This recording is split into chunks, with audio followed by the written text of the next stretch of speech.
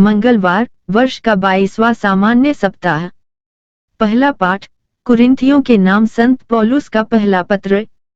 ईश्वर ने अपने आत्मा द्वारा हम पर वही प्रकट किया है, क्योंकि आत्मा सब कुछ की, ईश्वर के रहस्य की भी थाह लेता है। मनुष्य के निजी आत्मा के अतिरिक्त कौन किसी का अंतरतम जानता है? इसी तरह ईश्वर के आत्मा के अतिरिक्त कोई ईश्वर का अंतरतम नहीं जानता।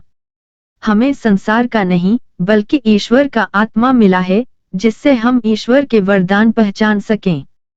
हम उन वरदानों की व्याख्या करते समय मानवीय प्रज्ञा के शब्दों का नहीं, बल्कि आत्मा द्वारा प्रदत्त शब्दों का प्रयोग करते हैं। इस प्रकार हम आध्यात्मिक शब्दावली में आध्यात्मिक तथ्यों की विवेचना करते हैं। प्राकृत मनुष्य ईश्वर के आत्मा की शिक्षा स्वीकार नहीं करता।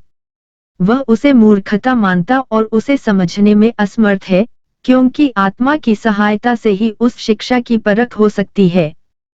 आध्यात्मिक मनुष्य सब बातों की परख करता है, किंतु कोई भी उस मनुष्य की परख नहीं करता है, किंतु कोई भी उस मनुष्य की परख नहीं कर पाता, क्योंकि लिखा है, प्रभु का मन कौन जानता है? कौन उसे शिक्षा दे सकता है? हम में तो मसीह का मनोभाव विद्यमान है। प्रभु की वाणी। सुसमाचार, संत लूकस का सुसमाचार। वे गलीलिया के कफरनाहूम नगर आए और विश्राम के दिन लोगों को शिक्षा दिया करते थे। लोग उनकी शिक्षा सुनकर अचंभे में पड़ जाते थे, क्योंकि वे अधिकार के साथ बोलते थे। सभागृह में एक मनुष्य था, जो अशुद्ध आत्मा के वश में था। वह ऊंचे स्वर से चिल्ला उठा, ईसा नाजरी, हमसे आपको क्या? क्या आप हमारा सर्वनाश करने आए हैं? मैं जानता हूं कि आप कौन हैं, ईश्वर के भेजे हुए परम पावन पुरुष।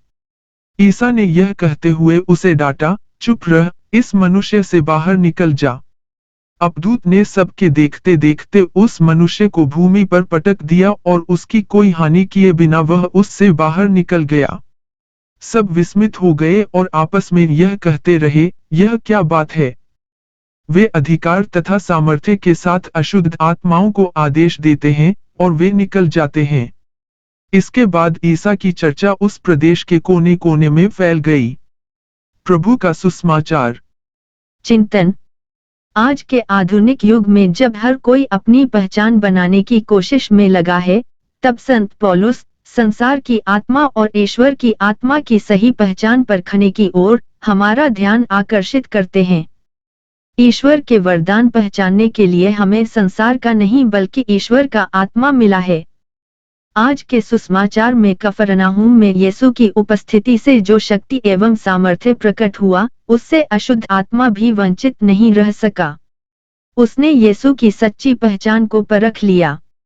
जन्म से मरण तक हर किसी को अच्छाई बुराई एवं विभिन्न चुनौतियों से गुजरना पड़ता है। प्रभु यीशु का अधिकार के साथ शिक्षा देना हमारे लिए आज एक जीत का संदेश है, कि हम भी संसार की बुराई पर विजय पा सकते हैं। बस हमें आवश्यकता है विश्वास की, अपनी सही पहचान बनाने की और सही चुनाव की। विश्वासपूर्ण जीवन जीने, ईश्वर की आत्मा को अपनाने और ईश्वर की संतान होने की पहचान को बनाए रखने के लिए क्या हम और आप प्रयत्न करते हैं?